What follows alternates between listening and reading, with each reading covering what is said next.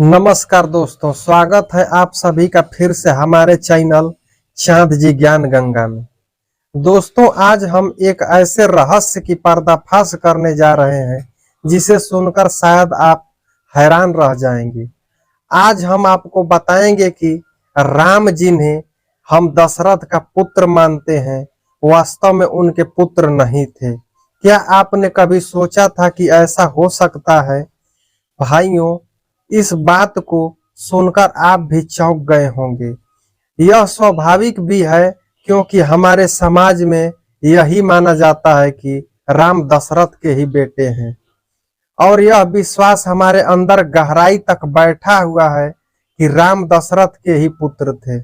लेकिन दोस्तों, मैं जो बात आपसे साझा करने जा रहा हूं, वह आपके इस विश्वास को झकझोर कर रख देगी। जी हाँ, राम दशरथ के पुत्र नहीं थे। आप सोच रहे होंगे यह तो बिल्कुल झूठ बात है, या शायद आपको यह भी लग रहा होगा कि ऐसा कैसे हो सकता है। लेकिन दोस्तों, सच्चाई यही है।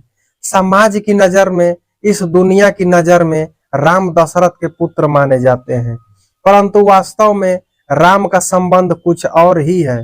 इसलिए आज हम आपको इस वीडियो में बताएंगे कि इस रहस्यमय सत्य का क्या रहस्य है। दोस्तों, हर समय के पीछे एक कारण होता है, इसलिए यदि आप इस बात को समझना चाहते हैं और यह सच रहस्य तक जाना चाहते हैं, तो इस वीडियो को अंत तक जरूर देखें और जाने कि श्री राम का वास्तविक पिता कौन थे। तो चलिए दोस्तों, इस रहस्य की परतें खोलते हैं और आपको उस समय की कथा सुनाते हैं। अयोध्या के राजा दशरथ देवासुर संग्राम में देवताओं की सहायता के लिए स्वर्ग गए थे। जब देवताओं और असुरों के बीच भयंकर युद्ध हो रहा था, तब दशरथ देवताओं की ओर से युद्ध में कूद पड़े और असुरों का पराजय कर देवताओं को विजय दिलाई। विजय के बाद देवताओं ने दशरथ को सम्मानित किया और कहा, हे अवध नरेश, अब आप अपने राज्य में लौट जाइए। देवताओं से आज्ञा लेकर दशरथ अपने राज्य अयोध्या की ओर लौट रहे थे। तभी रास्ते में आकाश में उन्होंने एक काले रंग का पुरुष देखा जो पीठ मोड़े हुए खड़ा था। दशरथ को यह देखकर क्रोध भी आया और जिज्ञासा भी जाग उठी। वह वहीं रुक गए और कठोर स्वर में बोले, अरे तुम कौन हो जो मेरी ओर पीठ करके खड़े हो?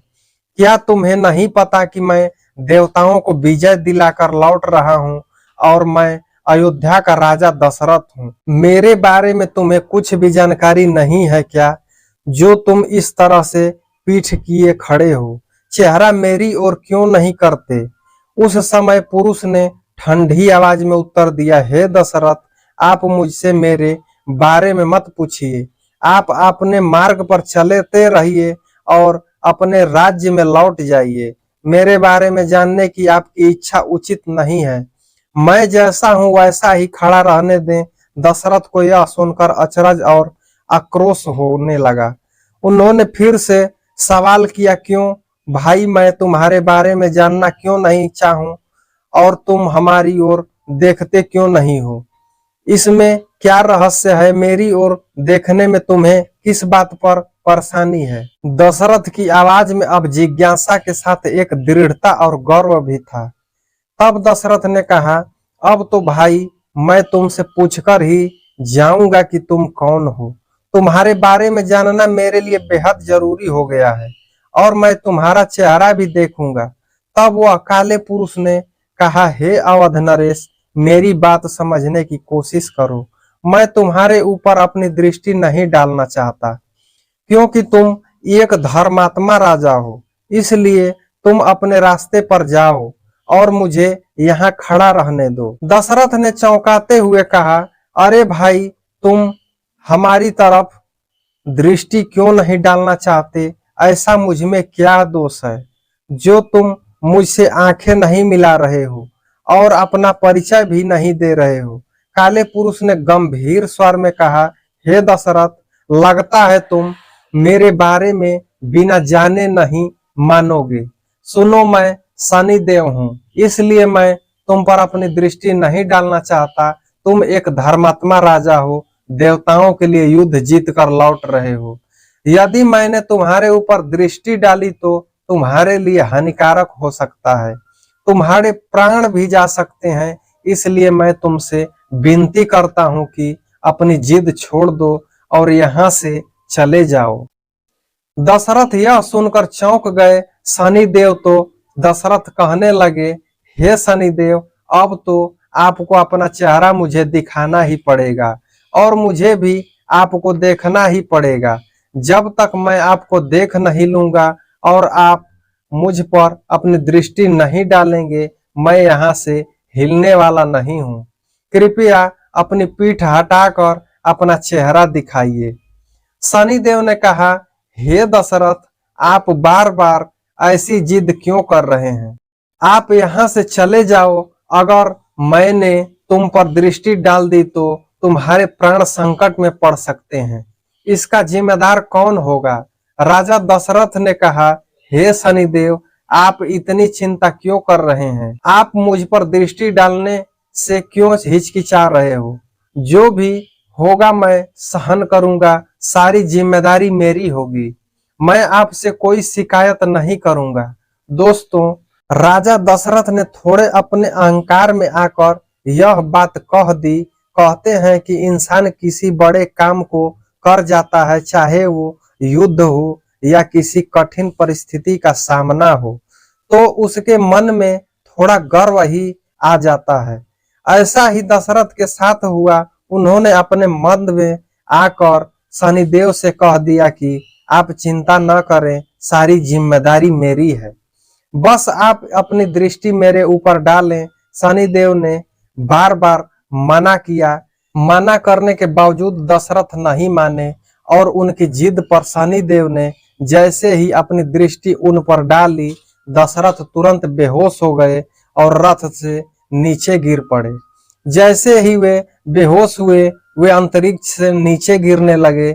उसी समय गिद्धराज जटायु वहां उड़ान भर रहे थे और उन्होंने देखा कि अवध नरेश दशरथ नीचे गिर रहे हैं, ऊपर आकाश से गिर रहे हैं। तो तभी जटायु ने दशरथ को जमीन पर गिरने नहीं दिया। उसने अपने मजबूत पंजों में उन्हें थाम लिया और धीरे धीरे उन्हें नीचे जमीन पर लाकर रख दिया।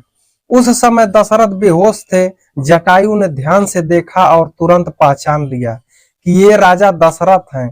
थोड़ी देर बाद जब दशरथ को होश आया तो उन्होंने सामने जटायु को पाया। जटायु को देखकर दशरथ भाव विभोर हो गए। वे बोले, हे जटायु, मैं तुमसे बहुत प्रसन्न हूँ।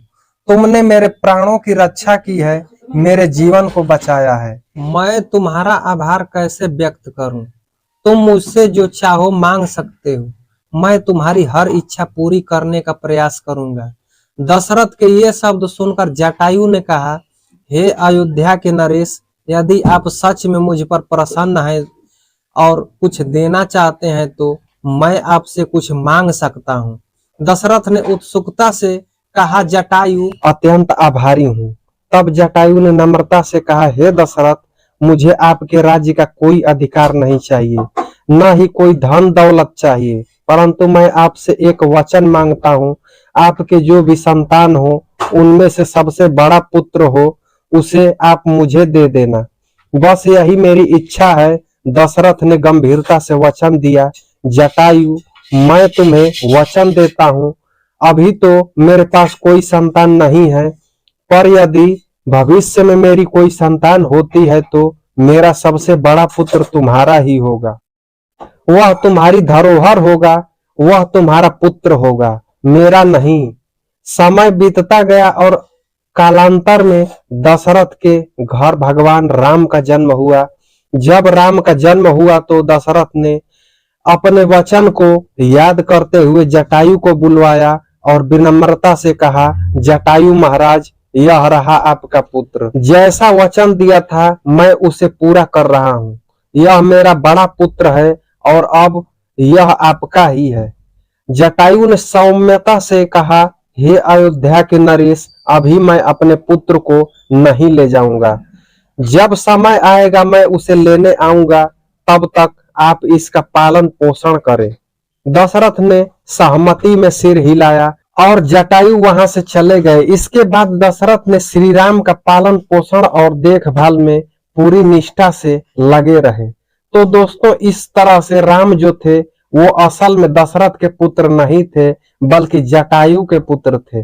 दशरथ के यहाँ वो जटायु की अमानत थे, जिनकी दशरथ पूरी जिम्मेदारी से देखभाल करते थे। दशरथ जानते थे कि उनके बड़े पुत्र राम दरअसल जटायु के बेटे हैं। उन्होंने वचन के अनुसार राम को अपने पास रखा था। अब दोस्तों, आपको शायद यह शंका हो रही होगी कि ऐसा कैसे हो सकता है। वैसे तो इसके कई प्रमाण हैं, पर मैं आपके लिए एक दो प्रमाण ही रखूंगा। जब विश्वामित्र को यह पता चला कि राम का अवतार हुआ है, तो वे दशरथ के पास उन्हें मांगने आए। विश्वामित्र ने दशरथ से कहा, हे अवध नरेश, हमें आपके बड़े बेटे राम की जरूरत है। लेकिन दशरथ ने राम को देने से मना कर दिया।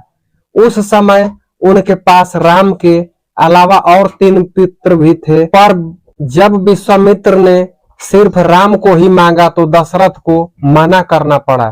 तुलसीदास जी ने अपनी चौपाई में इसका वर्णन किया है। चौथे पन्ने में पायो सुत नारी, प्रवचन नहीं कह बचारी।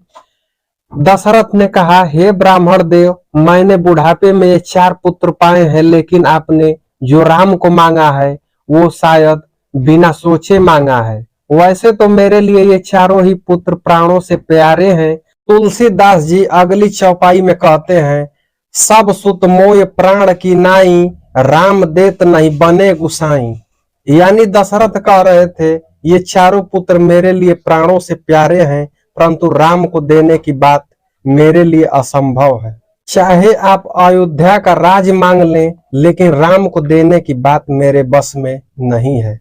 इसलिए दशरथ ने मना किया, क्योंकि राम के उनके अपने पुत्र नहीं थे, बल्कि किसी और के अमानत थे। दोस्तों, जरा सोचिए, अगर आपका कोई बहुत प्यारा दोस्त या किसी करीबी ने आपकी अपनी कीमती चीज आपके पास अमानत के रूप में रखी हो, तो क्या आप उसे किसी और को दे पाएंगे? अगर कोई दूसरा आकर आपसे उस चीज को मांगने लगे, तो आप उससे बड़े ही आदर से यही कहेंगे कि ये चीज आपकी नहीं है, बल्कि किसी और की अमानत है, जो आपके पास सुरक्षित है। और अगर ये आपकी खुद की चीज होती तो आप उसे बिना किसी झिझक के दे देते। यही भाव दशरथ जी ने भी ऋषि विश्वामित्र के सामने व्यक्त किया। जब उन्होंने राम को मांगा, उन्होंने कहा, हे ब्राह्मण देव, राम मेरी अमानत नहीं है, उसे आपको देने का मेरे पास अधिकार नहीं है। अब इस बात को एक अलग नजरिए से भी समझे, राम वास्तव में दशरथ के ही पुत्र थे। पर जब राम वनवास चले गए, तो दशरथ के जाने के बाद उनका अंतिम संस्कार भरत ने किया। हमारे हिंदू धर्म में यह परंपरा है कि अंतिम संस्कार का अधिकार सबसे बड़े या सबसे छोटे पुत्र को ही होता है। राम बड़े थे, लेकिन वे वन में थे। शत्रुघ्न सबसे छोटे थे, लेकिन अंतिम संस्कार भरत ने किया। इस बात में एक गहरा अर्थ छिपा हुआ है। दरअसल भरत दशरथ के सबसे बड़े पुत्र के रूप में माने जाते थे, इसलिए उन्होंने दशरथ का दाह संस्कार किया। और वन में जब जटायु का देहांत हुआ, तो राम ने उनका अंतिम संस्कार किया। जटायु ने दशरथ से उनके बड़े पुत्र को मांगा था, और दशरथ ने राम को अपनी अमानत के रूप में जटायु को सौंप दिया था। इसलिए राम ने जटायु का अंतिम संस्कार किया, जैसे एक पुत्र अपने पिता का करता है। तुलसीदास जी ने अपनी चौपाइयों में इस अद्भुत भावना को दर्शाया है। राम केवल दशरथ के पुत्र ही नहीं, बल्कि जटायु के पुत्र के रूप में माने गए हैं। इस गहरे प्रेम और आदर का भाव हमारे पुराणों में एक अनमोल शिक्षा के रूप में मिलता है। राम जो थे वो जटायु के पुत्र थे, न कि दशरथ के। राम दशरथ की अमानत नहीं, बल्कि जटायु की धरोहर थे। उधर दशरथ के बड़े पुत्र भरत थे, जिन्होंने अपने पिता दशरथ का अंतिम संस्कार किया। और इधर राम जो जटायु के पुत्र माने जाते हैं, उन्होंने अपने पिता जटायु का अंतिम संस्कार किया। दोस्तों, मुझे उम्मीद है कि यह जानकारी आपको पसंद आई होगी और समझ में भी आ गई होगी। अगर आपको यह बात अच्छी लगी हो तो कृपया कमेंट बॉक्स में जय श्री राम अवश्य लिखें। इस जानकारी के लिए समय देने के लिए आप सभी का दिल से धन्यवाद। फिर मिलते हैं अगली वीडियो में।